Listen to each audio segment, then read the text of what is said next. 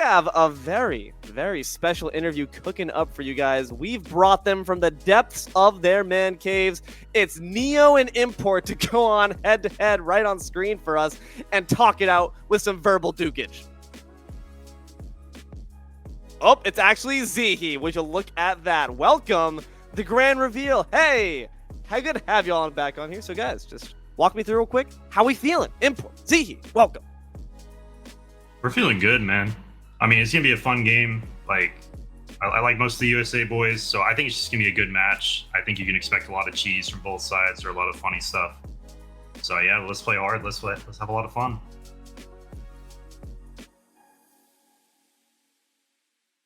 Translate the time zones. This guy is so fired up. He actually woke up conscious for the game. That's a good first step, man. Can't really be playing if you're asleep at the keys. So, guys, got a few questions for each of you. I'm just going to start off with you, my friend Import. Just as far as what we see really being the deciding factor of this matchup between your two teams, is there a particular lane or a particular role that you have in mind as being the one that weighs the balance of this game on its shoulders? I wouldn't actually say there's a particular role. I think we're pretty evenly matched in a lot of places. I think obviously it's like, you know, their rosters, most of the roster that won PCC. They've got Neo. They haven't really played with them much. So I think you can expect probably like the biggest discrepancy to be in there. But other than that, it's like, you know, Sneaks is good, Map's good, Zihi's good. You know, North is just an all-around good player. I think you just expect a lot of like well-rounded gameplay. It's mostly just like what strategies each team uses. Zihi, anything to add there? I mean, I'm going to have to give it to, you know, the heart and soul of our roster, Neo. Neo's going to come through. He's going to pull through, and he's ready. He's ready to show everyone exactly what he did like that day one was not a fluke. He was playing out of his mind, and he's going to continue that today. Neo is going to take the red pill, break the matrix, and if the US is correct, maybe break this team in half. Import, best be careful. They're coming right for you. As well as, so I'm going to continue on here with this time, Zihi, if you wouldn't mind answering this one to start. Any comments, warnings, or threats you want to give regarding the upcoming draft without giving away too much of your strategy? I swear if you pick that Invis champ, I'm All right, valid. Import, any of your own side, buddy? No promises, bro, but you know what? It's like I'm just relying on Neo to build Perforator again, just like he did last time. Oh, he gone demo. He on demo. He learned his lesson. He learned. He's ready. He is ready. Okay, when I press tab, I better see that thing first item. That's all I'm saying. Yeah, we don't want to see any crests of the out of sorts ilk. Hopefully going to be sticking to traditional here. Now, Import, as I'm sure you're very familiar with, a jungle's burden is quite a heavy one on your shoulders. You're really in charge of making sure to keep upkeep on the map, sweeping up any messes that come up for the rest of your team as well, while trying to really get the ball rolling, to get the momentum onto your side. What would you say is one aspect of jungling that maybe enough people in the audience aren't really quite familiar with, or don't really appreciate from their jungler, that you want to highlight? What aspect of the role really gives it its complexity and depth? I actually think jungle is like baseline quite an easy role. It's more of like a macro-based role. It's which obviously is harder to grasp in like pub games, but all it really comes down to is securing objectives. Like that's really all it comes down to. When you see people like good junglers, like they know how to steal, they know how to contest objectives, they know how to play around pits. That's just the biggest difference. Very fair, my friend. Appreciate your words of wisdom. Neo, very important question for you. Should the monarchy still exist?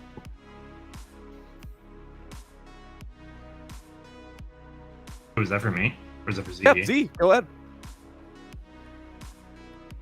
Wait, I don't sorry. know, you just asked me. I'm so sorry. Should the monarchy... Come on, bro. I thought you said you were awake. I don't even know what we're talking about. I thought you were awake. Bro's like, yeah, I'm fired up. No. So, okay, I'm ready to go. for my defense, I was trying to see if Mav woke up, to be fair. It was just a test question. Now he's really ready to go, guys. I'm ready. Better watch out. I'm ready. I'm just happy that Mav's awake. All right. I'm just happy he's awake. Should the monarchy still exist? No. How dare you? Care to elaborate? No. Just no. Just, I you know. respect it. Import, would you like to nominate someone from your team for the President of the United States? For the President of the United States? Let's go, Brandon! It's got to be Brandon Knight, actually. It has to be Brandon Let's Knight. go, Brandon! Kind of perfect now I think about it, huh? Oh my god. Beautiful. All right. Well, in that case, guys, some political commentary being thrown both ways here. But we Predecessors, of course, are fence sitters extraordinaire, so we take no side in the violence. That being said, Ragna, Mugi, I open the board up to you. Any last-minute questions you guys want to ask either of these pristine, high-pedigree players? Well, maybe open up the strategies that maybe they are cooking, but are we gonna see a lot of skirmishes, a lot of people running around, or is it gonna be a little bit more methodical than I've seen yesterday? I just want a yes or no. That's all. I'm fighting down 30. It's gonna be a fist fight. On both servers, it's gonna be an absolute fist fight. Like we don't care, they don't care. That's the whole story of the tournament for us. Is like we don't care. We're just gonna fight. Hell yeah, bro! Match it is then. And on my side, I will have one final question, which is like, with this format of the Nation League, like, how do you feel, in a sense, representing a nation compared to usual tournament where you just play as a team? I'll start with you, Import. I mean, I just think the content's so much better in Nations League, and I think tournaments have a lot to learn in regards to like what you guys have done. The interviews and stuff, even just stuff like this is just cool. Puts faces to people, makes it much more of a community-oriented event. In regards to like representing a nation, it's like, you know, people have something to get behind more than just like their favorite players. So I think it's cool, and I think it's the right step in the direction. I enjoy playing Nations a lot. Zihi, do you? Yeah, y'all, how do I say this? Y'all excel in what other tournaments don't do. Like, y'all do so much off of the game, which makes this tournament just... Like, this is my first time playing in it, and it's probably my favorite one so far. We appreciate that, man. It's the context around this game that sometimes Exactly. give the games its weight. Yeah, exactly. Yes, no one would care about the games if it wasn't for all this stuff. Like, I watched back the stream yesterday to watch all the interviews because I wanted to see what everyone was saying. Thought that was so cool. We certainly appreciate that. I know that all the admin puts a ton of work going into it, and I know that you guys have put a ton of work going into this set, so let's not delay it for too much longer. Any last words from either of you before we send you back to the Shadow Realm to start competing? Bring it on. You brought a knife to a gunfight. Okay, I like. Well, I mean, we're bringing 3. We are from the U.S. after all, but before we do go, guys, we have one last thing to take a look at here: the server spin, baby. As we look to see who ends up, should this go to 3, should this slugfest be as chaotic as we might expect, we get to see who we'll be playing with. So, spin, spin, spin. Tell us whose server we shall win. It's going to be on this side, North America. So, Import, pressure's on, baby. Best take this 1 and 2. We got it. We'll find out shortly. Well, with that, guys, thank you both very much for your time, and best of luck in the coming battle. We'll see you at the drafting boards, okay? With that, we're going to be continuing right along here, guys, into our draft. Thank you very much to both Zihi and, as well, my friend Import, for their comments. And now, we're going to be moving into this draft. Guys, hearing the comments from our players. Any just wrap-up thoughts that we have here based on what we might see as a result from those comments on the battlefield? Well, I don't think whatever words, whatever thing that was said in the interview is gonna shake them. Really, they're gonna play their game and bring it on. Really, like he said it, the man said it. I feel like on the side of England, Import felt super confident. I wish we were starting on NS server because I feel like she wasn't fully wake up yet, so maybe we can take advantage of that. Oh boy, yeah. First blood, but yeah, we're gonna see how it goes in the game. So, that it being said, it is important to recognize EU servers are to start off for game 1. That server spin was for the game 3 should it end up going to that tie-break round. With that being noted, US probably going to be trying to keep that in mind with their drafts. We know that ping, of course, is a factor. It's an obstacle, but it's also a challenge. It's a ladder to circumvent, to overcome. Hopefully going to be seeing that here. Drafts. We talked about it. We said it's going to be a scrap fest. It's going to be knuckle for knuckle, shot for shot, stab wound for stab wound. It's going to be bloody. It's going to be a brawl. Any picks that we want to see facilitate that kind of play style from either side? steal. I feel like also like one thing that is pretty good against the aggression of like what Team America might do is we have seen Zinx like first time available in tournament doing like a very, very good job, and Penguin is a monster and a menace on the character, so that might be something that get contested in those drafts. For sure. I have to look to see as we get into these drafts in just a moment what they're going to end up looking for. In terms of priorities, knowing the players and which ones might have, we talked about the fact that Neo might be potentially a weak link, but also is very much so considered, at least by Zihi, to be the heart and soul of their team. Do you give that heart and soul your top prioritized pick, or do you say, hey, no matter what, you're going to be encouraging us, you're going to be filling us full of that team fight spirit? In that sense, we don't necessarily need to prioritize those picks, can save for the back half of the draft. What are your thoughts on that philosophy? ADC is not a priority pick. Most of them do what every other ADC does. So as long as you're hitting these odds, as long as you're using your kit, it just doesn't matter what pick it is. You don't prior your ADC. I have to fully agree with Ragnarok here. Even though like when sometimes you're on ping, you see some players start to prefer character like Twin Blast since you get like the AoE from the spells. But still, it's not something you're going to prioritize. There is so much more to actually take before you get to that point. A winning strategy we actually saw, speaking of Twin Blast particularly, is the team that is on the lower ping actually taking the Twin Blast for themselves to rob the other team of that tool, which could potentially be really good of a saving grace when you are operating in those less than ideal circumstances. Do we like that idea, especially for a game one here, as we see these stats even pulled up? Do you like that idea in a game one of trying to take tools away from the opponent, or to start off the set, is it better to just focus on yourselves? It's not bad. Twin Blast is a good character. They can utilize it in mid, they can utilize it in ADC. I think as long as it's a good character, it's not like you're losing anything getting it away from them. So I see it's a good strategy. I think I would prefer probably like to focus a little bit more on some aggressive dual lane, because like Twin Blast is kind of weak early on, and when you have the ping advantage, I feel like you can really like dominate the 2v2, because like on ping, like suddenly like everything matters a lot more. Or also like focusing and trying to get like better matchup in off lane.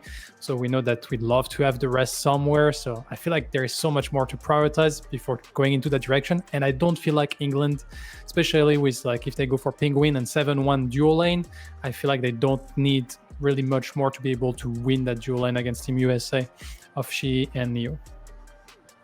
Interesting. Yeah, I definitely agree with that. That maybe with a game one, especially, I always feel like you just kind of play your own game at that point, and then you wait to see react to what the opponent's going to be bringing to that field. US certainly good at reacting, like we talked about before. They had a very, very impressive. We were talking about even before the cameras came rolling. It was incredibly impressive, the resilience they showed yesterday and the resistance and stamina. Really important in a best of 3. With that, as far as the battle strategy goes, do we expect things to be a bit more reserved? I know we said it's going to be a slugfest, but are we saving our more cruel blows for rounds 2 and 3, or are we coming from the outset swinging? I don't think so. I think they would just be swinging from the get-go, and I don't see these two teams falling down to the mental abyss, really. So if one team lost a game, they will come back to the second game just as strong. So I don't see the issue where they just come and bring the big guns from the get-go. So yeah, it's also like two teams that loves to move around, whether it's Shi or Penguin on support role. They're not like support that stick to the dual lane. The same thing can be said for Snakes and Bondred. Like there's people that love to rotate and impact the map, which makes the map very hard to read for the enemy team. And once like everyone starts to move in the jungle, that means some skirmish is going to happen at some point, because they're going to find each other, and that's going to be like a very interesting match to watch. For sure. We're seeing right here, Mav on this Zarus could be a pick that we see prioritized, of course, not being like ADC. It's a jungle, can really get that lockdown going, that Coliseum. Just trying to instantly get something that's reliable, gets the job done, is not a bad way to start off. I always feel like, as far as these first games go, it's good to stick with tradition. It's sometimes nice to just stick with a nice flat, normal playing field, make your adaptations and evolutions going forward. That being said, one adaptation we need to see a lot of times from the US's opponents in particular, objective fights. A very large bullet point that was in a lot of those sets yesterday. What should be our plan at the drafting board, or at least not even necessarily when it comes to the picks, but more so our tactics in mind. When it comes to approaching these Fangtooths, these mini primes, a lot of times we saw those games won and lost in the pits. That's not 50-50. It's not fun watching a 50-50, honestly. And it makes the game really stale when, like, maybe you're the team winning and then just comes the enemy jungler and steals it. Because it's not skill, like, it's 50-50. That's why we call it like that. So maybe just try and play a little bit strategical around the pits. Like, let's watch some actual thinking rather than just going in the objective and hoping for the best. Yeah, and from what we have seen yesterday from those two teams, it's two teams that understand how to play around objective. And I don't feel like it's really like a question of specific comp. It's just that based on your comp, then you have to play objective differently. Naturally, like if you have like a Iggy and Scorch, you want to be in the pit first, and suddenly you zone people away. That's something you're looking for. But naturally, if you have a Rampage, you can jump in. And all those things, like you have to look at your comp, and you have to look at the enemy comp, and that will like let you know how you can play those pit fights.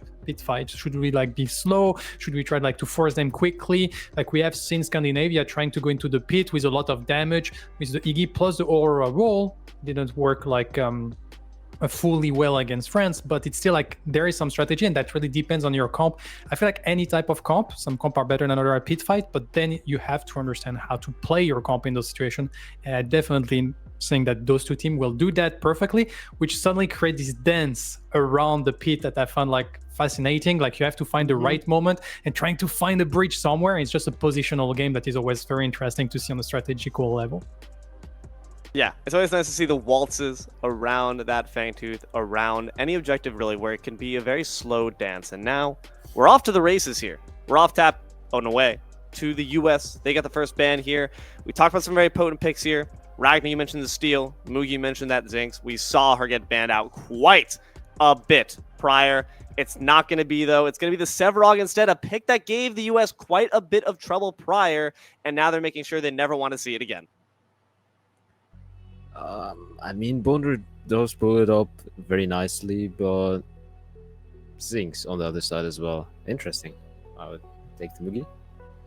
Yeah, I'm surprised by the Sevarog ban. Like, Sevarog is the most banned hero so far in those, like, final phase, but I think it was more targeting towards Lauber or Drakig Dan that are two very notable Sevarog player on the offlane. Here, I'm a bit surprised. We know that Import plays Sevarog in the jungle as well, but very surprised. And, like, removing the Zinx, I guess, like, I was expecting to leave it open, but maybe they know that US really wanted that Zinx, and so they want to throw like some things around. So we still have some openings here. We have Richter that could be interesting, and actually we go for a Quang first pick, which is very surprising. So I'm curious to see what they are going to bring with this idea, because if they pick Quang first pick, that they have like a plan in mind, because that's not usually the first pick we go for.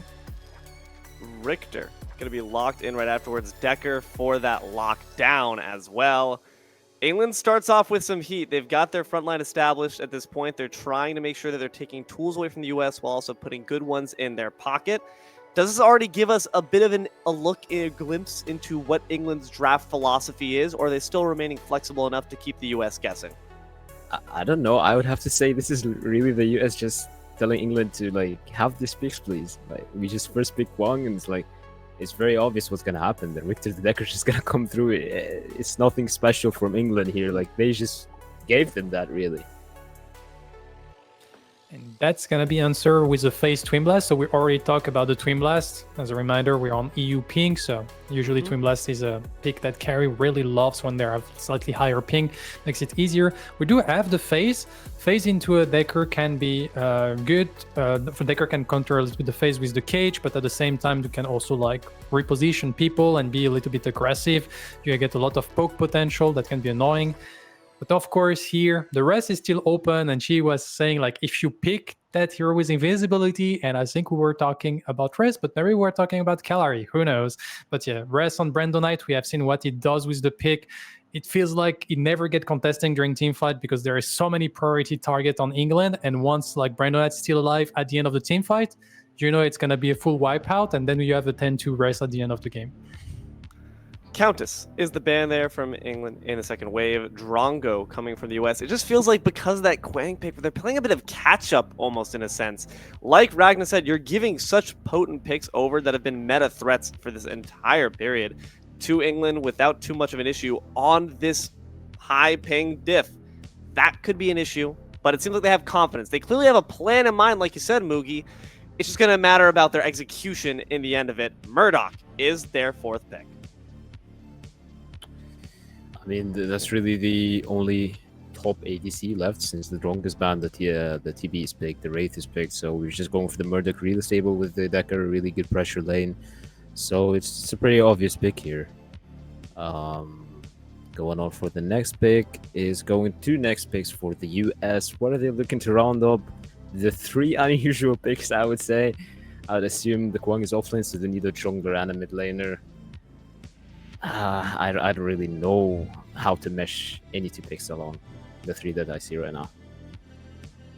And so I was expecting maybe a Feng Mao appearing somewhere. Like, I feel like Feng Mao is a good solution to Res. Res has been a very, very high issue in all the game he has been in, but Feng Mao can really like opening that, which is very interesting. And on top of that, the Zinx is not available for the revive that we have seen. Like, that was an issue in one of the game where Guyless was trying to popping off on that Feng Mao. So we're going to round up the draft, but we really need that Feng Mao to be able to deal a lot of damage because we don't have that much damage on the side of USA. Well, Who's the mid laner? Probably Feng Mao. I think they might be going to try Feng Mao into Res. I called it yesterday. They didn't do it. I feel like that may be a solution, and I'm curious about that.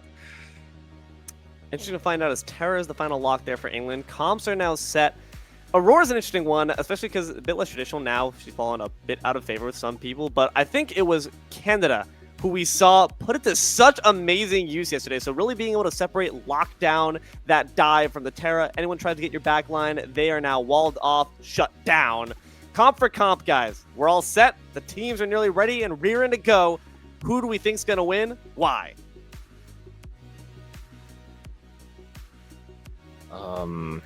It's pretty interesting what I've seen from the USA up till now. They might have cooked, but if you're going for traditional stuff, look at these heroes. These are the best heroes in the meta. England for sure. I'm usually not a risk taker, but I love that idea of the Feng Mao into the Res. I don't know how it's going to go for it, but I want to give it to Team USA. That one just because I want to believe that actual draft and counter drafting can be very strong over just like pure meta stuff. You've heard it here first from our casters. We're a blitz bit down the middle. We're going to have to find out what happens on the battlefield to see who ends up coming out on top.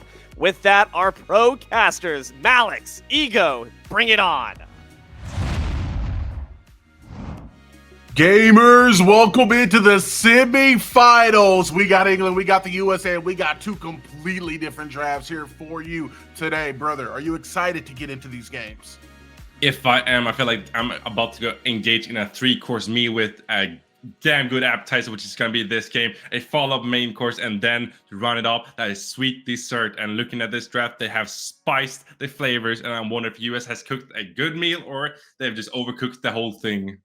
I'm not going to lie. I'm looking at the draft. It's pretty hot. They're cooking with curry here because these drafts are spicy. I'm not going to lie. As a USA representative, I do want to vote for this composition that they drafted up. However, at the end of the day, England's draft is just the best of the best with a lot of really high caliber characters that we have seen time and time again just win games if they're played to the highest degree. And I mean, you got Import, you got Bondrude, you got Penguin all on one squad, so you know they're coming out to perform.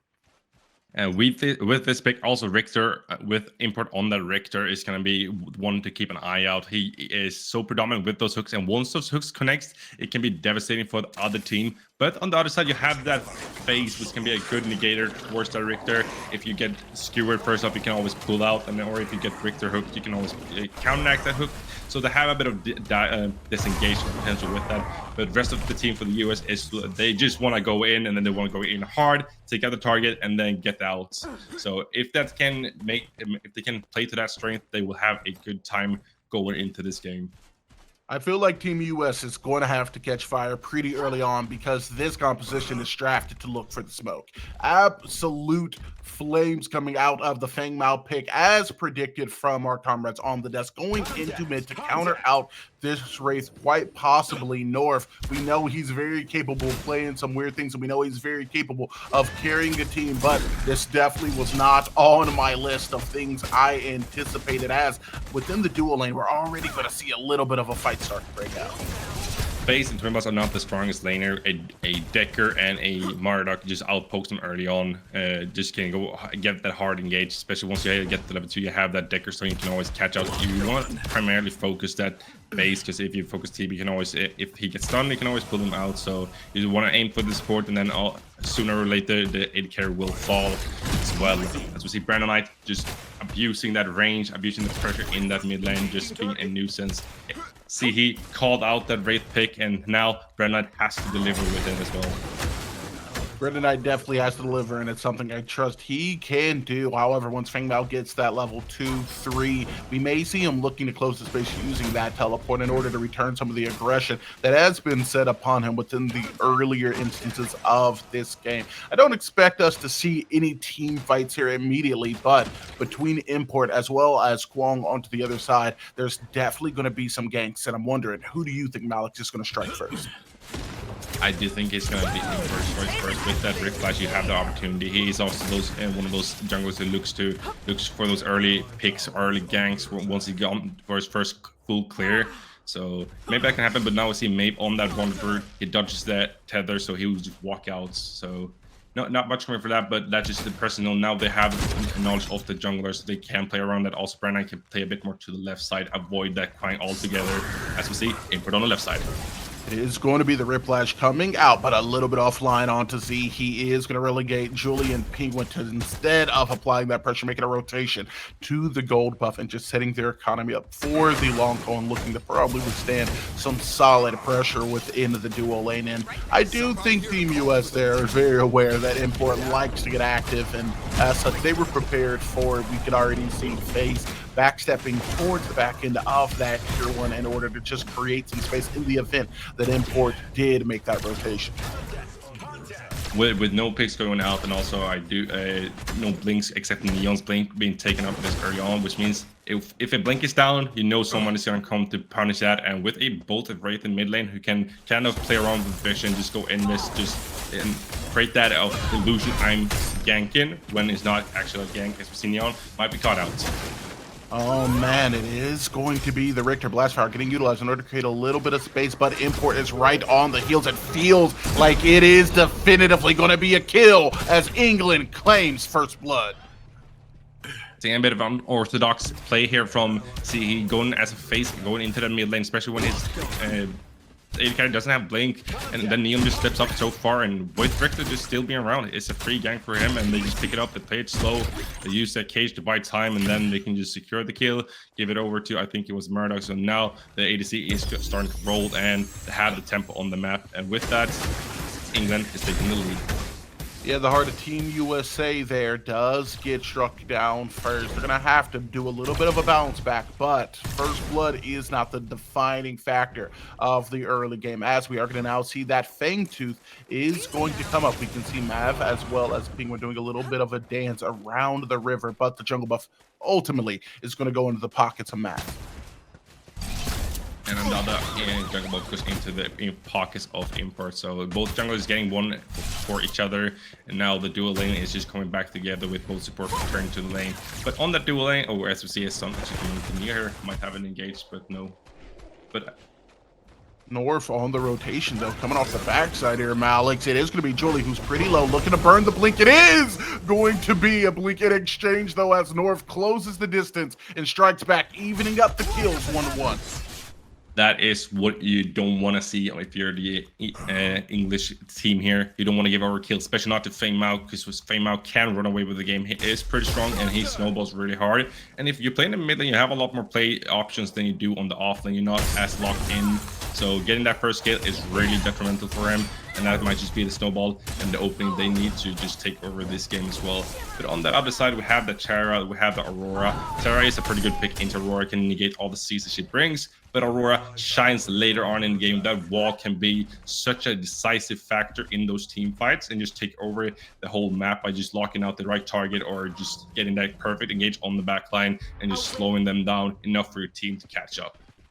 We saw yesterday within, I think it was Germany Black's game, some potency being displayed for the viewers here of how good that glacial charge can be and just being able to create space and guarantee yourself an objective. As now we're going to see that Wraith's life here is not going to be guaranteed as he plays onto the backstep, utilizing the blink. He is now maybe looking for a re-engage as Penguin has joined into the fray. Rewind does get activated, and with the import now makes the rotation. It's going to be a blink that gets burned from Mav. Riplash barely offline, and thus for it is going to be no kills that occur within the mid lane, but Mav and North both are going to actually get a drop down into the river. This fight may not be over as North blinks in onto the back line of Brandon I. Backside import looking for the smoke. He may find it as both sides are going to be looking to play the space, but a really well-placed gate is going to force the pull out of the phase. Import not wanting to let them go. It's going to export one member back to base. Blink for blink once again onto the river. North is going to pick up the kill. Both of these teams told us we were going to be in for a scrap, and looks like they have found it. As in the mid lane, the kill score goes to 2-2. Maybe looking to go up though, as we are going to see North once again getting the blink of the long arm of the law. It's going to reach as onto the backside. The skewer lands onto Zihia. Well-placed Riplash here could result in a kill. It's not going to be up, and as such, Zihi stays up and alive to fight another day. I think this is the definition of an eye for an eye here. They just get the blink on their Wraith, and then in return, they get the blink on the Twang. They overforce their hand a bit there, US, and then they punish with the rewind. And then after that, it's just a bit of skirmish going down, like extended fight as we saw there. And then England kind of comes out ahead. Also, North just overstepping his boundary. He's thinking he's a bit ahead. And also, great job by Penguin actually dodging that thing ulti, because if he did not, he would get that reset and he could have got a harder in, and then Brother might have been in a world of hurt. But luckily for them, they actually dodged ulti. They shut down that snowballing factor, and then North oversteps and gives Wraith a kill. And now Wraith is looking to have a good time in mid. Oh man, and a good time he is having indeed. We're already seeing just the effects of the potency that Decker brings to a team composition, as that damage was basically guaranteed to be free. However, Brandon Knight's tough position is stuck between the Glacial Blast, the Cryo Seism in combination with Feng Mao is going to relegate him to another kill that is going to be able to swing in favor of Team USA here, who have evened it up at 9 minutes 3-3. I feel like I'm watching an all ARAM mid game. It's it's just like mid to mid to mid. They are really finding that whoever wins mid is going to have control of this game, and they're really pushing the boundaries here. They know Wraith doesn't have that blink, and they're going to punish that immobile character, especially when you have a comp like this where you have Aurora, you have a thing now, you have a Fang. It's really good at sticking to targets, and they get that. And with that map prayer, they move over to the mini fight, and now they're looking to see there for themselves. But England is not far away from the heels.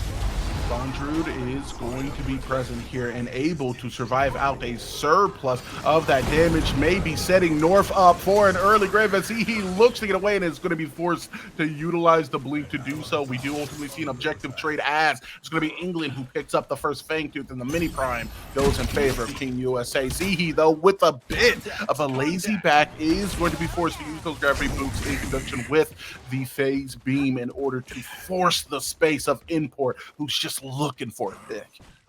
Meanwhile, that all is happening, and Neon is on that dual lane, just getting that tier 1 tower for free, more than likely here. So he's going to get a lot of gold on that backside of that play as well. They do get that shutdown on or kill onto the US, but not much more than that. So it's going to be a trade for objectives, but also a trade for towers in the favor of the US here. So they're using their time and the resources there very methodically here, and that's I love to see it. Methodical play definitely coming out of both of these teams, and you know, I have to assume they have scrimmed a lot. These players have gone against each other in various circumstances. They love to compete, and naturally you're going to be competing against the best, and the best of the best are within this game. They knew that rotation of Fangtooth was going to be happening, so making that rotation immediately to the prime, they set up a couple people to play the defense against Terra, and ultimately got about as smooth as a take as you can hope for within that instance. But But as we now hit that 11-minute mark, we're going to be making our way out of that early game and closer to the mid game, as Penguin is now going to be backing up and playing the space close to the T1 with Brandonite. And now Imper might be caught out in his own jungle here. They don't have the prior from the mid lane here. And Mav and C here just looking to find a pick here with Neon. Also, that mini prime buff onto Mav means he's going to be more tanky. He's going to have more damage. He's going to have more to work with. And also can empower those waves to make it more easily to siege these towers. As we see, the whole team's more or less collapsing on that mid lane. Just want to get that tier 1 out of the bank so they have more room to work with and less vision for the English team to work with as well. And we have talked about time and time again how important it is to be able to take out that mid tower, but at what cost? Without Bondrewd, Unstoppable Force active, is going to be looking for an initiation onto the backside, though. Zihi and Mav relatively healthy now with that bond, with that link interconnecting them. They may be looking for a bit of a reversal of fortune, as coming from the left side, we're going to see North and mid. Mav is going to be sending it right down, but with the skewer active, it's going to force a blink out, and then an immediate phase will preserve the life of the Swang. Long armor, the law will not reach, and now North is going to have his arm on the throat of Julius. Of course, he's going to get a blink out, as now it is going to be banned. The Aurora, who is blinked out of existence. The Ice Queen melted as things pick up in temperature in the mid. Neo caught in a trap. Will get a pull out once again from the base. The knock goes out, but no one's home. FaZe, though, with the pull, will get ripped in half because of the rip flash. That is going to be 2 kills going in favor of England.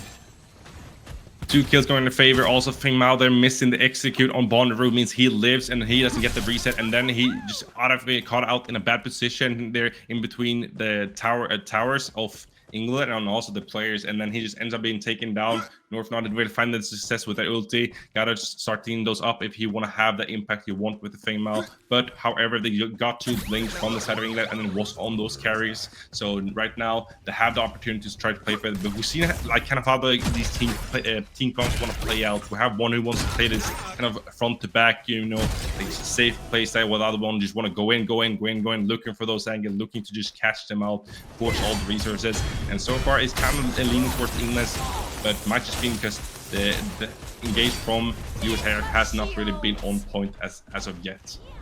I have to agree with what you just said there, especially that last point. We have not really seen the engage for Team USA be as good as we know it potentially can be. We have seen North get a couple solid dives that have paid dividends, I think, at this point, having had been all 3 of the takedowns for this team. But we've seen Kwang go in and get some people low, but not really be able to capitalize on knocking them down, as well as not yet seeing a good cryoseism really coming out of the Aurora in some of these elongated team fights, either because it hasn't been up and it's been used already in the solo, or because of skirmishes like the one we're seeing around the river camp. And this is where the England team shines. We see a pick onto Mav here, maybe. It is going to be a pullback, though, as Zihi is going to be looking out for Mav, understanding that if he sticks in there for too much longer, he is going to be eviscerated and reduced to 0, and they cannot afford to go 1 man down, as we're going to see the Fangtooth has been started. Now looking to play the space around. Import is going to get rooted, but there's not going to be any follow-up damage unless Mav from the grave has something to say, but the dead men tell no tales, as now Neo is going to find himself in the middle of the action. It does end up being a 1-to-1 trade for him, but overall it's going to be a 1 for 3. And with the rewind, I have to assume, pun intended, FaZe was nearly out of time, as now the blink is used to preserve their life and put the kill potential on pause. They use so many resources to go in there onto that Murdoch, and it takes so long for them to get him. Kwang goes down, and Fingmao goes down, and then Neon has to go so deep into the pit to collect that kill. And I see Xe just might be bouncing out of this jungle. But yeah, they use so many resources just to get that kill, and it doesn't really pan out in the different phases. They gave over 3 kills, and now the 4th will come in handy. And that also with the timer of Mini Prime spawning soon. If Xe has a happy feet, might just pick it out. He is playing a completely different game than everyone else. As Glacier Charge is going to come out in pursuit, but with the initiation called from England, it does not look like there's going to be a potential pickup. Everyone else here is playing Predecessor. Right now, FaZe is playing Flappy Bird. One jump too little, one jump too late, and you are not going to be able to make it back. Ultimately, that does end up being the result, but buying plenty of time for Team USA to come back. Wow. Hey, let's be honest, take the rest of this team on a bit of a chase. See, he actually buying so much time for his team. That means that the English team cannot reset in time. That means that our Prime is going to go over to the US here, and that's going to give them some breathing room, some time. And let's see the Whiplash connecting. Once again, onto the head of Matt. The light of the heavens is going to be something Quag is going to see soon as Bondrud picks up the kill. We're seeing here, once that CC connect, you might as well take your hand off the mouse and keyboard and get to something cold to drink, because you're gonna be hitting that gray screen. You're not allowed to move. It's just CC layer after CC layer, and they're just getting those picks and kills. And this is like where these comp is really shining around those objectives. Where they have the setup, they fish with that hook, they fish with the stuns, and if one thing connects, they have so much follow up, and then it's so hard for Team US to actually disengage from that or counteract those CC opportunities. But it's not over for them. They still have to just get that Aurora maybe to help out. As we see, Bondrud might just getting a solo pull on the tier 2 off the tower here on that right side. Taking the 1v2 situation, as now we are going to see FK looking for the back. Bondrud making his way back down the lane, is going to maybe be able to get a back here. We do see Norfin see he in hop pursuit. Bondrud very smartly is not going to take it in the lazy fashion, but having had made it back to that T1, it does look like Bondrud and Terra are going to be able to make it back to base after pushing up extensively onto the other side of the lane.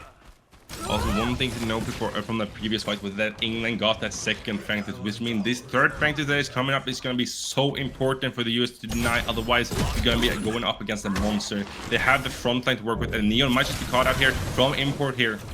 I love that blink, I'm going to be honest. The moment I see import and that hand goes up, I'm utilizing the blink. I might be Alt F6, and at this point, it feels like if he gets a singular whiplash on you, as you said, take the hand off of the keyboard, maybe a little bit of a bathroom break, because you're not really going to be playing the game. As now Bondrud is going to be assailed upon Terra. A relatively tanky character is actually pretty confident taking the trade, especially with that level advantage. Take a comparison shot, +4 on Kihi, +1 on the band, and +1 in Wraith's pocket as the knock finds someone home.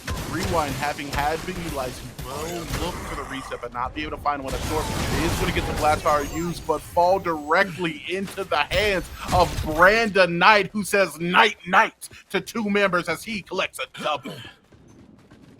Bondrud said, hey, that looks kind of fun when they're engaged on me. I want to try that as well. And he says, let's turn the tables. I go in. He collects the kill on FaZe, and FaZe is the primary disengager. And once she's out of the picture, it's not much their team can do to disengage. And as you see, Neo, Feng Mao gets taken out there as well, and that means the jungler is down, and we're nearing that 20-minute mark, which means the prime is going to be coming up soon. And if they keep overstepping like this, it's going to end up giving over those big objectives. They're kind of overforcing here. As we see, Mav is level 9 to Impulse level 11. That's 2 level down onto the jungle, and that is not looking good for the side of the US. It is never a good situation when the character you picked first within the draft is 0-3, and 3 of the 4 kills for your squad are all onto one person. That's going to be North coming out of the Feng Mao. It's just been an overall tough situation, and throughout the entirety of the game, Team USA has just looked blatantly uncomfortable. Whenever they try to put pressure onto England, they're just not getting anything from it. And on top of that, whenever they have, it's come at a strictly negative cost. Maybe, though, we see them start to get it here, as this is exactly what we were talking about. They get it engaged on the Penguin, who ultimately just plays himself as the bait ventilator, getting utilized to try to close the distance, and the kill potential of the Wraith will not get them anything here. They've lost Feng Mao, their main kill potential, and now they're going to be losing Neil as we see England rush, surge forth, locking down 3 kills, which may be converted to 4. Yes, with out of Kwong, it is all but certain that we are going to see Aurora in the face of this much heat get melted, as Brandonite is on an absolute rampage, and Team USA is strictly playing from behind, but Mav coming back, Light of the Heavens getting activated, will get solo boloed out by Bondrewd, and that is going to be a bit of a delayed RGS8 for England. And that's the third thing to picking up from them as well. What a good performance here from England. Once again, like you said, they're overstepping, they're overforcing. See, he said in the interview that England brought knives to the gunfight, but little did they know the English are very proficient with their knives, and I guess the US brought the Stormtrooper aim because they are not hitting the mark at all. And this time around, it's just more and more less. It's just a snowball factor because you don't have the damage to kill the front lines, even though, like, if you look at the team comps you have, the England team is primary or 80 damage and like very little AP damage, but on the other side you don't have the tanks to build those to counteract this comp, so they just get away with building free damage and not really reducing that, getting the extra value from armor when you have no mage on your team comp. So as of now, the team is not looking really good for the US. Speaking of getting value, we are going to see Penguin Import showing a little bit of face around that prime. I don't think they're going to go for it, and they will not. Instead, taking their time and just getting wards down so they may execute their next plans according to the vision and the information, more importantly, that they get. If you're Team USA at this point, I'm going to be honest, I would not want to be anywhere near any of the blue on this team. I'm not looking for picks. I'm looking for minions. I'm going to be a terror within that community because I need to farm up into the late game. But that is not ultimately how USA plays a lot of the time. They're going to be looking to collect some of these bounties and off of them, put themselves in a winning position. But we're seeing the effects of it already. Boreal Blast being used out of the Aurora is basically healing the Richter as they do get Brandonite low once again. But with the long arm of the law, it's going to be Julie who's able to lock down not one, but 2 kills as 3 members fall. And it's only a matter of time before the 4th folds. Glacial Charge being utilized so that Aurora is going to be the sole survivor as the rest of England begin their march, their conquest towards the prime.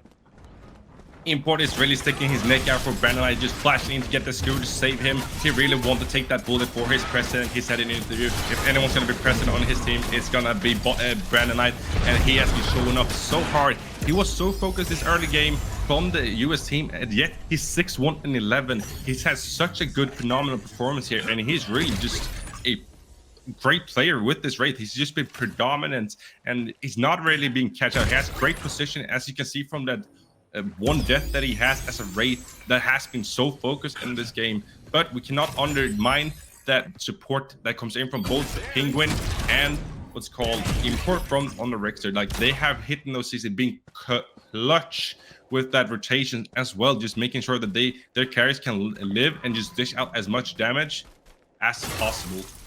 A little bit of a history lesson back to when England ran the world. You can see a 1-for-1 of that mentality as they run everything on this map. I couldn't have said it better myself, Malix. Import throughout the entirety of this game has just set his team up to be in a successful position, and that significantly includes Brandonite. If you were killed every time you got to sub 10% of your maximum HP, we would see Brandonite at 6 or 7 at this point. But every time he gets low, the US team cannot bring him low enough to stop him from either dealing damage or just resetting onto the backline behind this Feng Mao, behind this Richter who's looking to just bodyguard and shield him from the aggression of the Feng. It has just been a tough series of engages, and I'm not really seeing a solution yet for USA.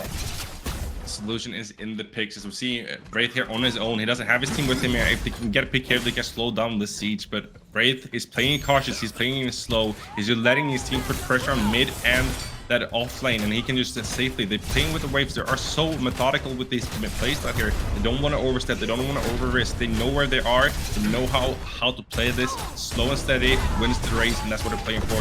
And in a few minutes, about a minute's time, that primal is going to be up, and that might just be the nail in the coffin unless the US can pull out a miracle from the hat here.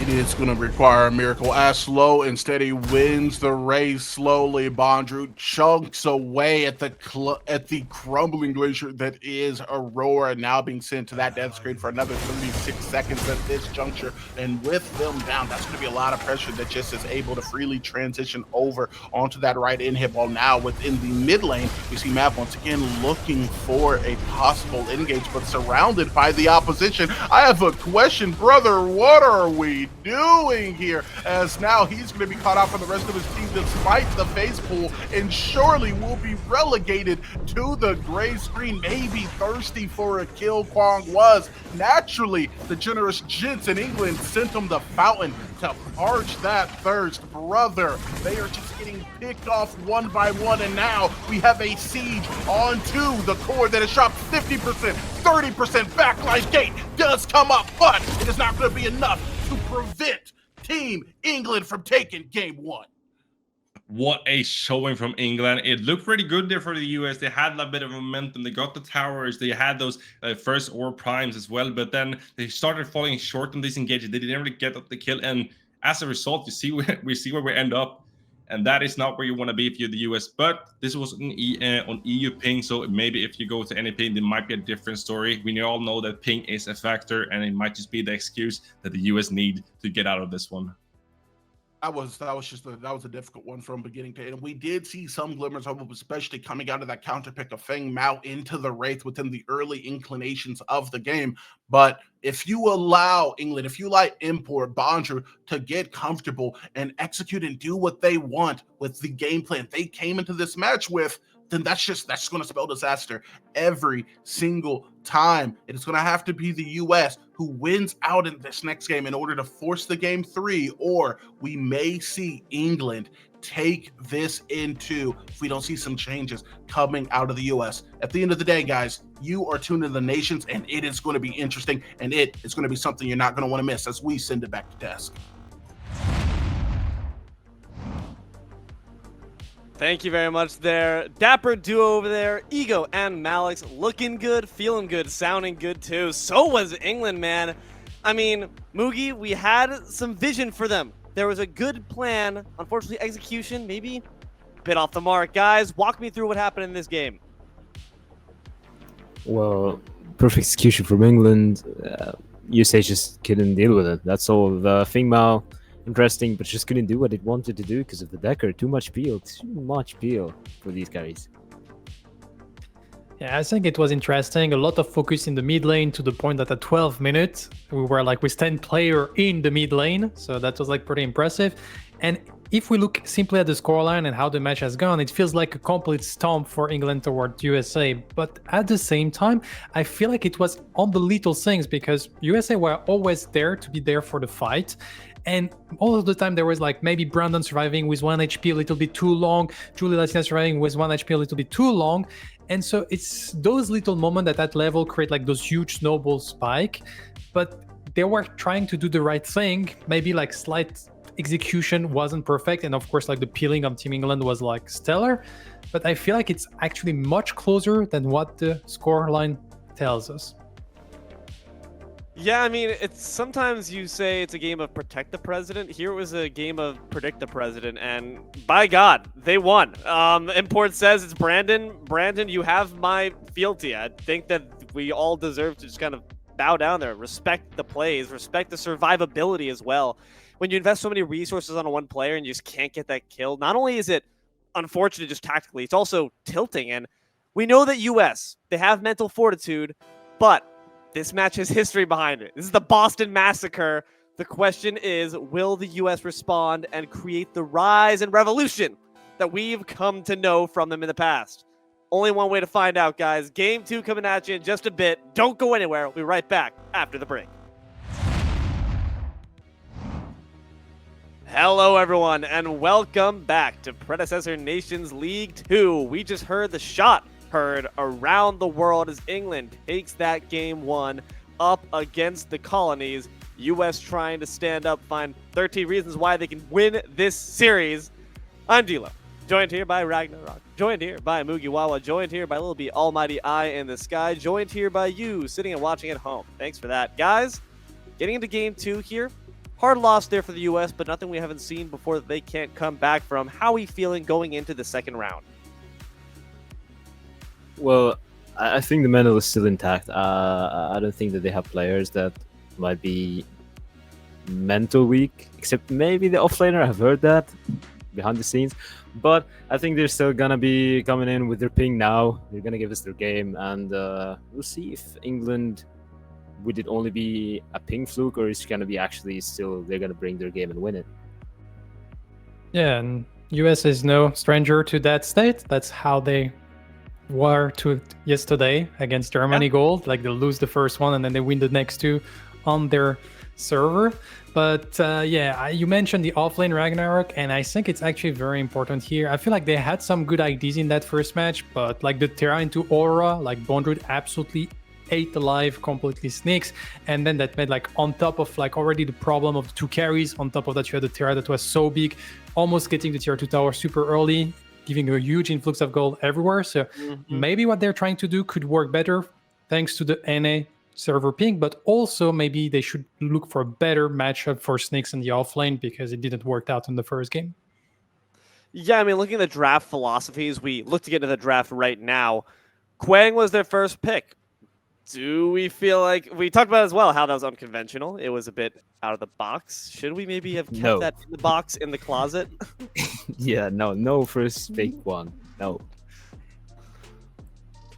Should not be seeing that again. We should be seeing normal picks. Should be seeing the Zings. Should be seeing the Decker. Should be seeing several. These are the picks that are really the Richter as well.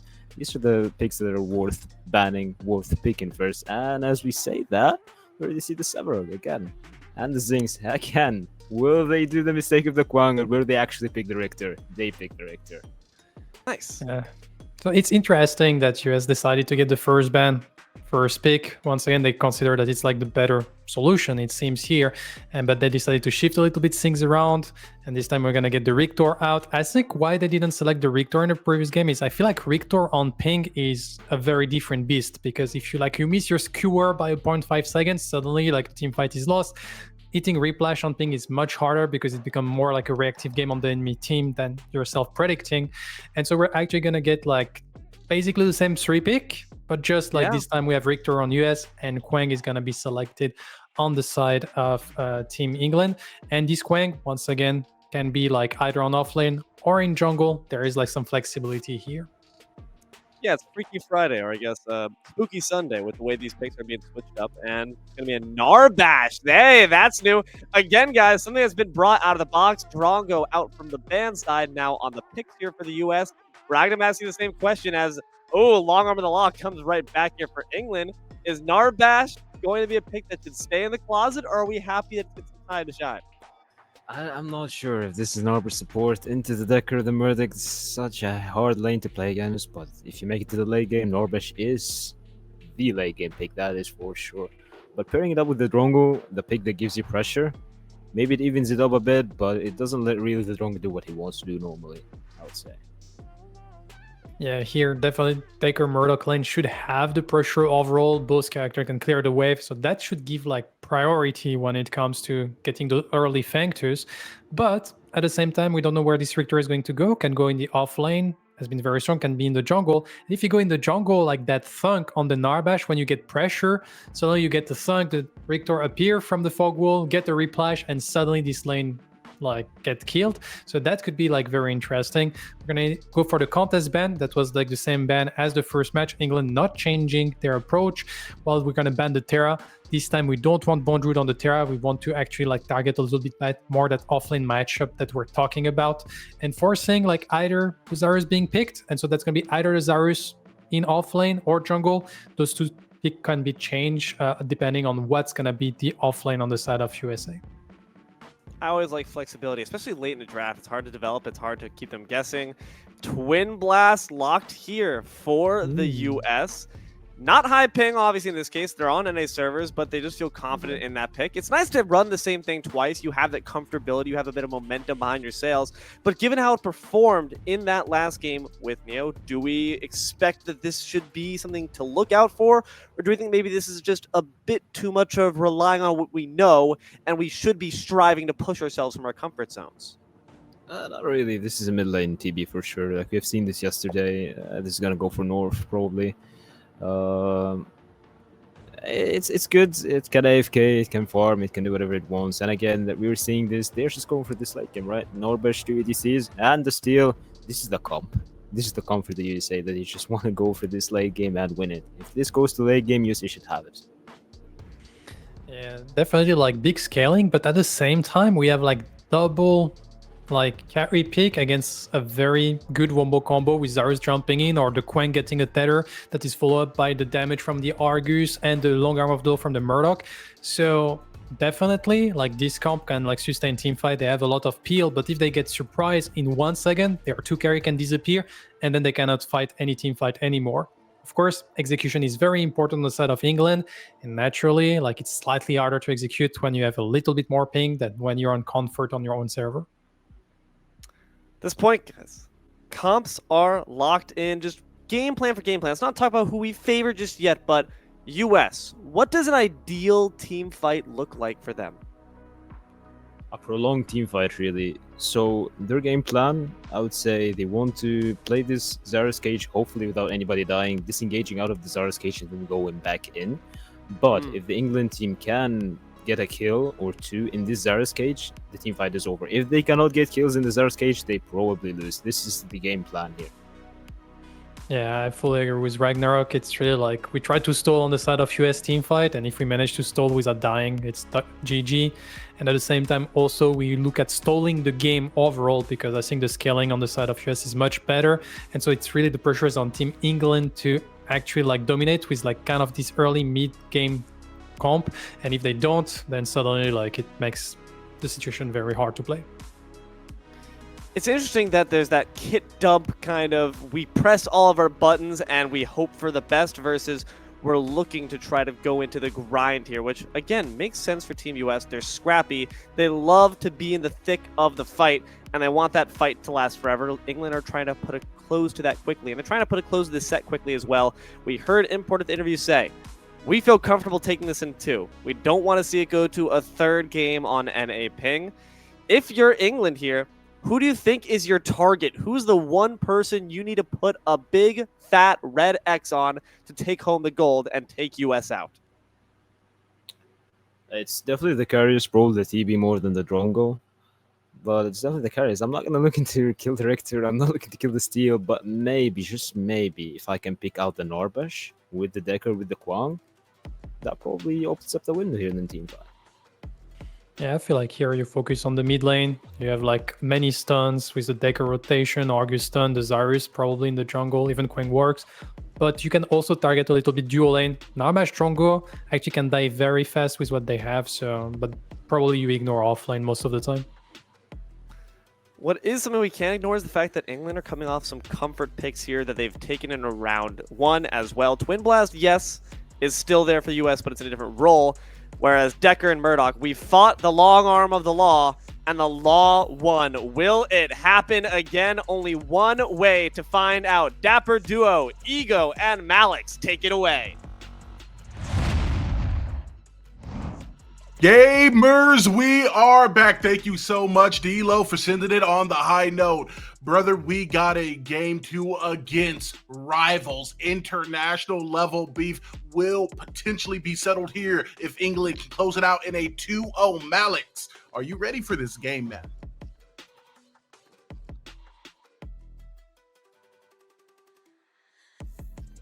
I am very happy and I'm excited for this game as well. This time around, I'm more happy with what the US has cooked up for us. They have that traditional front to back. They have a dual carry who's been very strong in this meta. But on the other side, we have those comfort picks. We have those like long range engages. We have also characters that are really good at dealing with AD carries. The question is, will the front line be more than enough for the US to weather the storm that comes from England? In the US, we do a lot of things bigger, so naturally, I like this composition 1,000 times more. They do have a lot of factions that are going to allow them to scale way better into the late game. We have that from Mugi, from D-Lo, and everyone else on this, kind of exemplifying that with someone like a Steel, like a Narbash, once you get to that late game, you're going to be very comfortable, especially with the backup damage between the Drongo and TB. However, onto the other side of the draft, let's be real. We've said it time and time again. The only time you got that's guaranteed is the early game, and we have seen Import, Brandonite, and the entirety of England perform super well within the early game. That being said, we can talk all we want, but beef is settled on the battlefield, and ladies and gentlemen, fans of nations, we are in game 2. It's England versus the US. And this time around, we actually have a substitute being placed in here on the team of England. It's 7-1 being traded in for from Julie Latina. So they switched my updated carry. Let's see if that will make a difference. But this time around, both are looking to do a cheeky invade. No one's going to catch either one out because both are on the opposite side. But this is where you can usually get the tempo going for you if you have the surprise invade and just catch someone out lacking or just AFK in. But no one is playing that risky this time around. No one playing that risky at all, fully understanding that the opposition on both sides are going to be looking for that early fight. We see England going for a little bit of a setup while US gets proactive on the invade over onto that blue side. Nonetheless, though, I'm interested to see how this lane phase is going to go. That particle shredder, we know it's very capable of doing a lot of damage despite how mana demanding it is at those earlier levels. And North, I mean, we've seen him take anything but a mage into this mid lane at this point. So I'm excited to see how the TB performs into Argus. Argus is one of those characters that kind of needs a bit of time to get going. Once he gets like 2-3 items, that's when he really starts popping off. Also, once you have that Q max where you can just like hold on the Q and just shred the obliterate it out of anybody. But I'm going to keep an eye on Saurus here and on that Steel. Steel is one of those slower picks in the jungle. He doesn't have the fastest clear. He doesn't have like a super slow clear, but he kind of lacks a bit of agency, and he has to find like the right angle to gank. Otherwise, he's kind of telegraphed before level 6 since you don't have that super easy way of engaging. You kind of have to charge in and then hope you get to the target. So I'm going to keep an eye on the jungler, see where they want to path. If we see an early gank, I'm not going to do it late. Yeah, and that shotgun blast maximum range is actually going to be pretty solid and buying a bit of time. Penguin may have to burn the blink here, and they will, as now it is going to be the support in Decker that's going to be a little bit more vulnerable within the early stages due to Mav coming over and applying a little bit of pressure. Looking to get the blink, and then we see Bonderbird might just be baiting in the Richter here on the off lane. Oh, buddy, he's so low. Blink is going to be used. Backside Import is going to export. Richter back to base as first blood goes to England. And that is how you do a successful gank. Import just loves that off lane. He has been playing around it so a lot. And now we see that he's invade coming in from that. But now Brand Knight might just be in World of Hurt as we see Matt blinking in. Dread Nova not going to have time to be used here as Argus is now going to just be blinking out and fully backing after Mav applies a little bit of pressure. Not paying dividends quite as well as Import's gank did, but still freeing up North to be able to easily farm is not the worst thing. And once again, we see Mav just going back to this dual lane. He's just ping-pong between these lanes. He's looking for that gank. He knows Penguin doesn't have cage. He doesn't have blink. This might just be an overstep here from that English duo. A trap coming out of the Murdoch. The bull rush grabbed by the horns and stopped instantaneously there at the edge of the T1 is going to lead to no pressure really being applied over onto Penguin. It is going to be land priority though that does slide back in favor of Team USA as they're going to be able to shove a wave underneath that tower. And I almost got the freeze there, but the minion AI kind of screwing up. But also 7-1 just saying, you have activated my trap card, have this Steel, and then he just charges into it. And this time around, Steel has lost so much tempo on the jungle side, and now Import is one level ahead, and also took one camp off the blue side, and he's going to be in a good position here coming out now. Mav though, on that right side, Link is not up for playing here, so there might be an angle as we see a trade coming in. Tether getting utilized and Calling of the Heavens to get a little bit more of that damage translated onto the Richter. But, I mean, without the intervention, I'm sure that neither one of these players are going to be looking to get solo boloed too early. Zihi, though, confronting the enemy side support in the Decker, as within the mid lane, Argus is going to be letting loose that particle shredder to push his wave back up. Dreadnova offline will not set up for that CC chain coming out of the Decker, but with Richter being able to shred through Bondrewd, he is now going to have to worry about a potential Riplash setting him up for a kill if he does not back, especially since they know that Blink is going to be down. And we know with line priority, you can move first, and that is what Richter's doing. And if Import and Brand Knight is not careful here, they might just be picked up.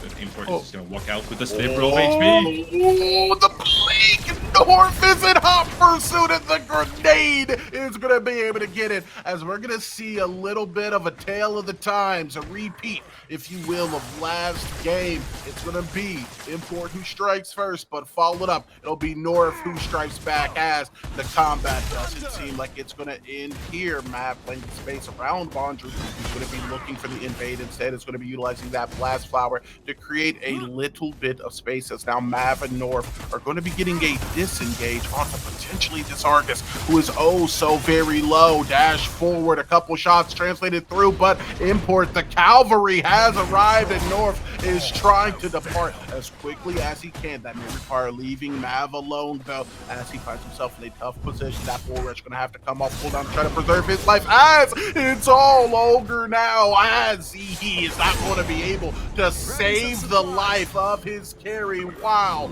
Bondrewd and Import picked up the life of the Steel on the retreat, and now this Fangtooth is as free as it gets.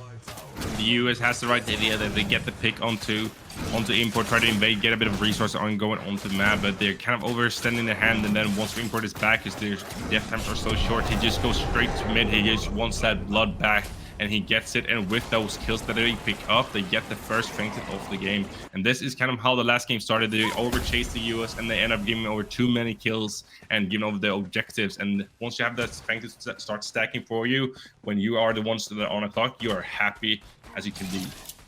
I'm guaranteeing near that back end, North was wishing he did not blink for that earlier kill on to Import, as he had next to no chance of really getting away in the hot pursuit, especially with the rotation that came out of the dual lane. England just being very aware that there's a kill on the map, and they are always going to pick it up when you make it that easy for them to get. All things considered, though, just such a hard momentum swing in the favor of England. The pendulum is broken because it feels like we're watching an exact replay of what we had last game. Import helps get a kill, North punches back, but then USA chases, making it a 2-to-1 trade ultimately.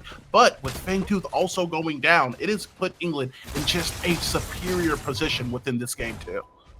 Also, once Import hits that level 6, you know what lane he's going to go for. As Mav is hovering that mid lane, once again, they have targeted once again. Brand Knight, he might just be picked up here, but he's just going to walk his way out of here. You know, as a caster, we don't have favorites. We like watching these teams compete because we enjoy the competition, but you got to stop going for Brandon Knight. This guy is comfortable in the 1v2 situation. He'll take you on in the 1v3 and walk out with 4 HP gritting, because he knows the HP that matters the most is the last one. As we're going to see some pressure now getting exuded onto the dual lane. Gag Grenade and Thunk both coming out in order to force the space and make Z1 and P1 back up. And that backing up they are gonna do. But once again, I want to talk about this offlane. We haven't really mentioned it too much, that Quang into Richter. Richter is being one of those stronger actual offlanes at the moment. As we see, he has a high ban rate, has a first pick rate. He is one of those picks you really want to get out of your hands. That is just in the laning phase, he can just bully out. As we see Mav now hovering that Thunderbird, he might just be in a world of hurt.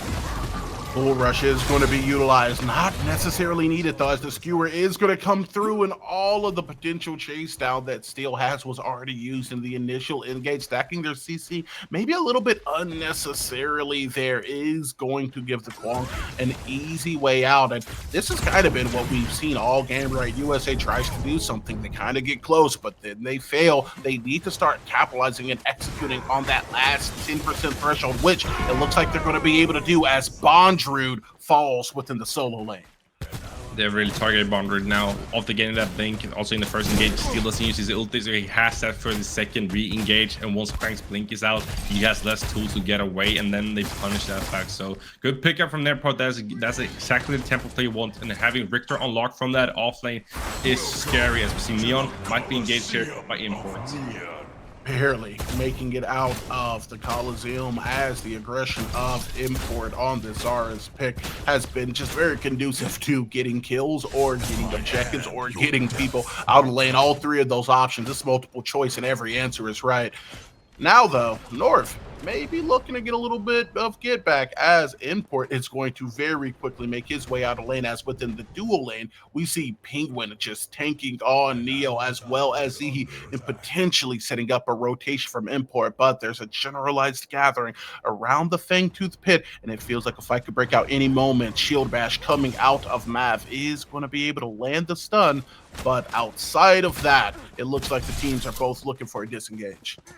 No one will want to really give over the kill here as the Fang is about to spawn, but now Bonderbrood might be overstepping here. Richter is pretty strong here. He has the advantage, and the question is, can Bonderbrood get out of here scot-free? If the hook connects, he might just end up going down. The tether comes out, but the hook does not connect. Man, that's a rip your heart out angle, knowing that if you landed that Riplash, that potentially, and I mean highly potentially, would have been a kill that could have swung in your favor. Of course, things have now begun to swing back and forth a little bit more, and there's a lot more Predecessor to play. That being said, brother, kind of want to get into your mindset, take it from a bit of a coaching angle. If you were coaching, if you were in the ear of Team USA here, what would you be telling them in order to take the steps necessary to push us to a Game 3? I think that you want to really play around that Steel and Richter combo. I think once you connect those rip flashes, I really want to get Richter off that often. As we see him moving through this Fangtooth, they want to play those angles because you want to kind of surprise the enemy team by getting those off-angle hooks that catches the enemy team out of position. And then once you have one pick, it's so hard for the enemy team to walk up because you don't really have the front line on the English team here. So who's going to face check into Richter, Steel, and Narbash? Like that CC chain is just unbearable. But now they're starting up the first Fangtooth, or second Fangtooth. Who's going to face check him? I mean, Import, as he is going to be dropping the Coliseum onto the backside, forcing the blink to come out of North. Now playing the space over onto the right. It's going to be a Riplash that does land Skewer to follow it up, and the damage is going to pour out, but a hefty blink is going to carry the way to survival as Mav's hopes do get knocked up just to be shut down. North is going to be the one who picks up the kill, but it doesn't look like the action is quite over. Neo here looking to get a little bit of a poke, will be dissuaded by the Aether Crystal, as well as that Dread Nova, forcing Penguin and Brandonite to just back it up a little bit, maybe look for a reset. They're not down and out though, they're just taking a little bit of a breather as the Fangtooth does ultimately go into the pocket of the US. Point blank Skewer is going to be good, but the damage is going to be better, Malik, as that's another kill for USA. Richter being a bit sneaky. He's not in the prime pit. He's looking like he's going to reset to defend the tier 2 /inhib wave that Bonderbrood was pushing, but in reality he was taking around, and that just catches 7-1 off guard, and he goes from 7-1 to 0-7, buddy, and he just catches that death. But great pick from the US. They just get that Fangtooth to stop the stacking from their part, and they just give themselves a breathing room. Import did not really have the time engage that he wanted there, and ends up paying the price of it. But this again just showcases you the caliber of both these teams. That was really the best case scenario, feels like, for Team USA. They're being able to pick up the Fangtooth and get a couple of picks. That shutdown goal, nothing to knock on. And in a game where you don't have to worry about the knock coming out of Wraith, I'm assuming you feel like your prospects are going to be looking up. Now, though, Dread Nova coming out of Brandonite on the Argus, possibly to just make the deal a little bit less sweet for US, who is more than likely going to be taking this neutral objective. US is really picking up their momentum here. They get the Fangtooth, they get the mini orb. They can look to take that tier 2 on tier 1 on right lane and just start getting those local standing goal there. And now Bonder might just be in a world of hurt with 3 people here on his tail, but he's just gonna waltz out of there. On the other side though, they get that tier 1 down, so now they have gotten that extra standing gold onto 7-1, which means he's gonna have about 500 extra gold to spend, and he's going to be happy to spend it as well. As the mid lane now might just be taking a bit of a hit here since they are overstepping for that right lane, and hopefully they get this tier 1, otherwise this might just not be the trade you're often in for. They do end up getting the trade over onto the solo lane. Both mid lane towers still going to be standing as Import. I think we're going to separate and go to start getting that farm up, looking to propel themselves from that early into the comfortability of the mid game. That damage is going to go up as Mav goes up and slams down ulti. Coming out of the steal is going to set them up for a potential kill, but Aether Crystal combination, Particle Shredder combination, Stasis Ball is going to lead to a kill, as now I'm not stuck in this lane with you, you're stuck in here with me. Colosseum is going to give England a triple. Are you not entertained? That's all I think. Once you see that Coliseum comes out and get that pick, he used it early on to Neon and get that flash in this way, not Neon, on that Twin Blast, and that means that he, once again, the Coliseum has lower cooldown than the Blink, so he knows he can get it for free, and that's a great pickup for their part. A bit of overchase there from the US. They don't really get the kill they want, so they get the flash out of Brand Knight, which means he's going to be susceptible to more ganks in the future. But giving over 2 kills for that, I don't think you're quite happy with there for the Team US. How often do you think about the Roman Empire? Me personally, not very frequently, but I will say I think about Import on Zaras, on Sevarog, on Steel in the jungle multiple times. Might as well be my sleep paralysis demon, and we're seeing exactly why picking him up is so hard, because he carries the weight of his team, but him picking up kills, it's light, barely anything at all, as within that mid lane, he makes the timely rotation and sets his team up for success in reclaiming that kill lead. There has been a lot better play, though, coming out of Team USA, but England is just ready for the punchback. It's punch for each team here. No one is really giving that much of a ground. They're almost dead even here on this game. So it's going to come down of execution here. Right now, England on the charge here, looking to sniff something out, but nothing's going to come for it. But also, that Stars pick, it's been one of those things that kind of dropped in priority after those consecutive nerfs hitting them. As we see now, Narbash is being taken out.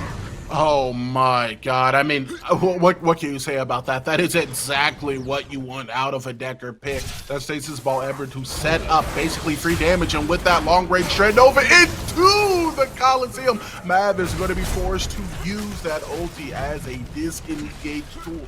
To create the space he needs. He's going to be looking to maybe keep eyes along his jungle and try to prevent an invade, but that is not more than likely. Where their eyes are wandering, they are looking for positioning, and they will have it in the Fang Pit. And this is exactly where you want to be if you're going to contest Effected. You get the Steel ulti, which is a major cooldown being blown here. You don't have that flash onto Drongo either, so you're going to have to play so safe. And now Mav might just be caught out here, Penguin fishing with that cage, but nothing's going to come for it. The Import is hovering as well. It's going to be a full-on brawl here. Quang is being a bit late, but the Effected is about to spawn. So the question is, how do you maneuver here? Who's going to take the lead?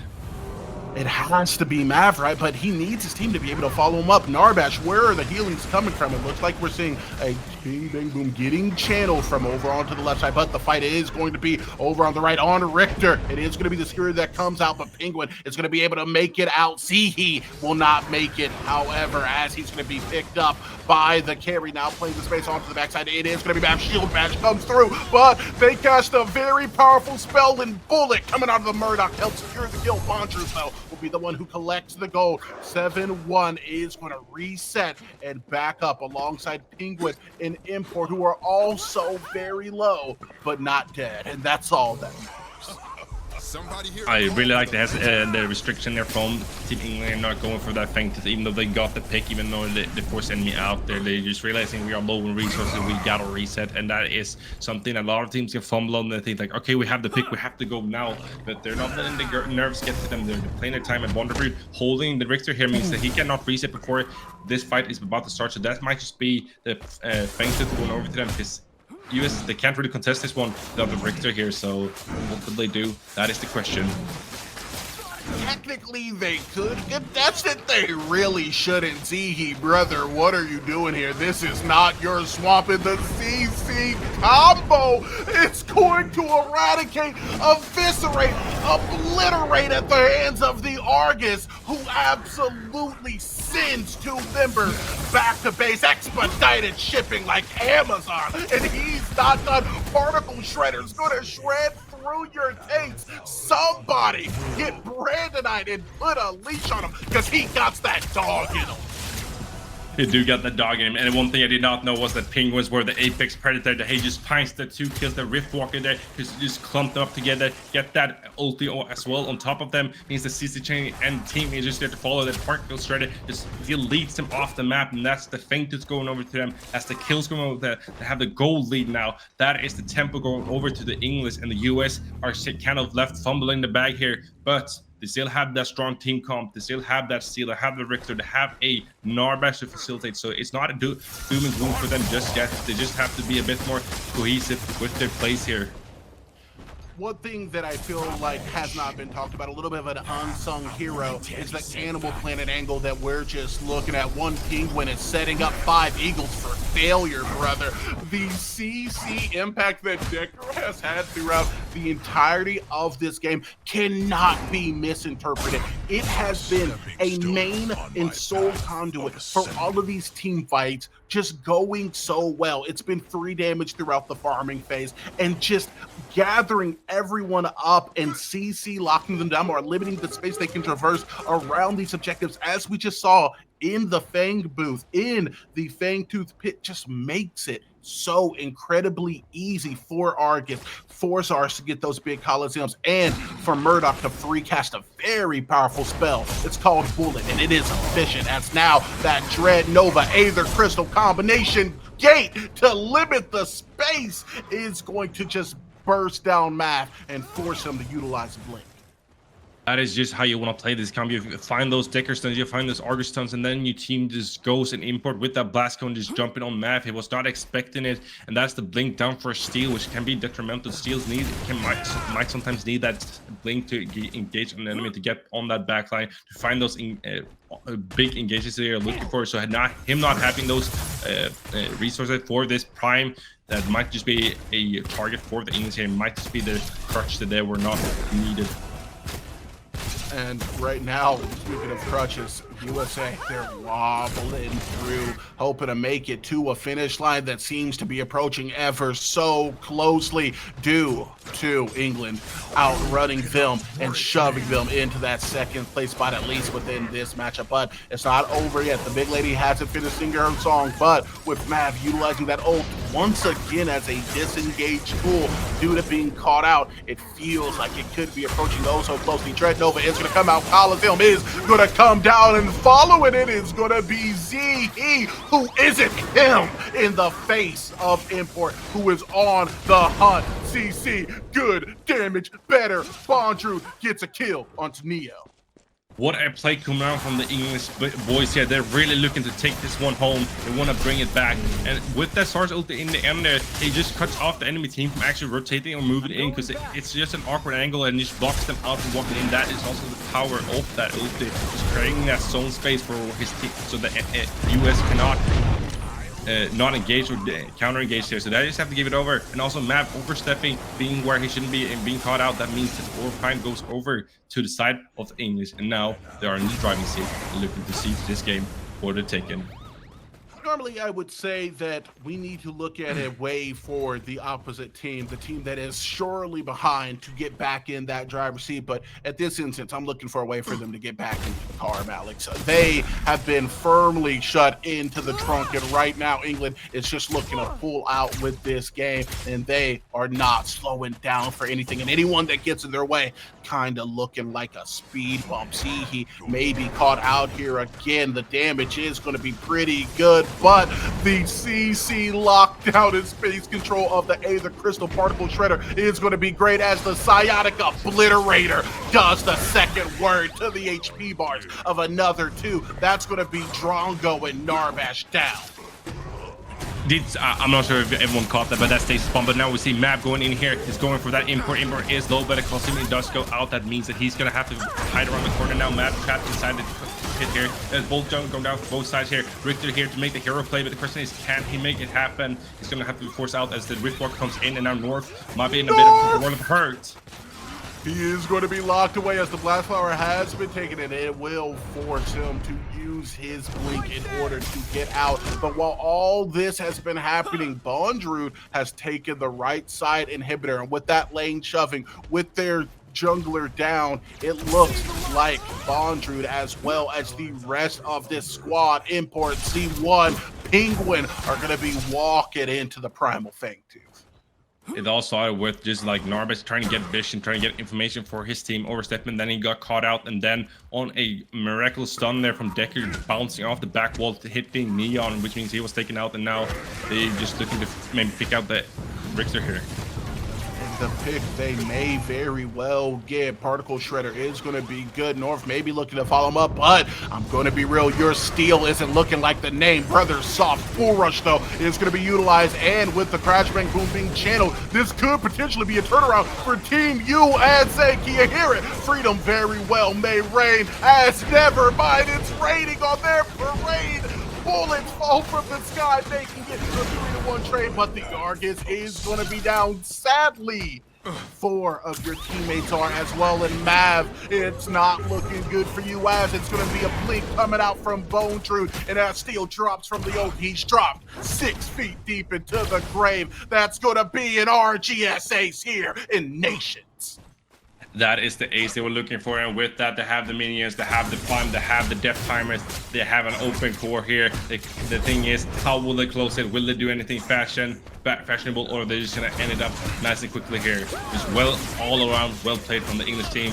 US falling a bit short. Falling a bit short indeed, as in convincing fashion. Ladies and gentlemen, you have one of your finalists for Nations. England is going to be stepping up to the plate after taking down the USA 2-0.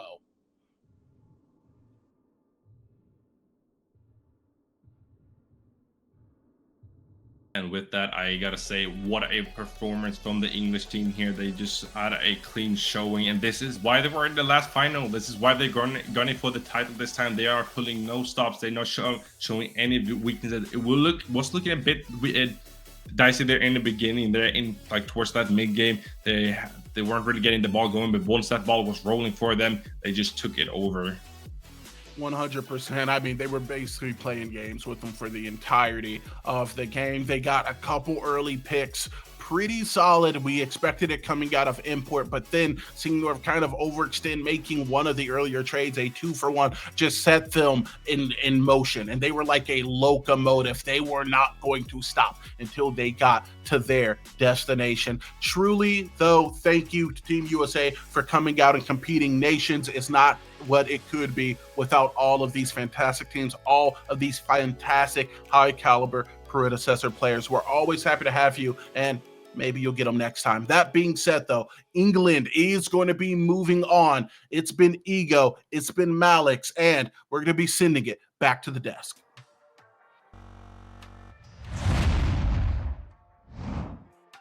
Thank you very much there, Dapper, Caster, Duo, Ego, and Malix, everyone. Beautiful work, and beautiful work there by England, man. Penguin beats Eagle, I guess, in the Nat Geo Wild special we never knew we needed, but we certainly did. At the end of the day, it looked like there was a chance for the US. They got that Fangtooth there. The kills were even for a bit. They overextended. They scrapped a bit too much. Their bluster got the best of them, and that Boston Tea Party was crashed rather quickly. England takes it up 2-0. The words of Import were true. Guys, our thoughts on this game, on this series? Dominant performance. They went on draft what they wanted, played how they wanted, and they just got it. Like, USA made a lot of mistakes, and they just got punished for it.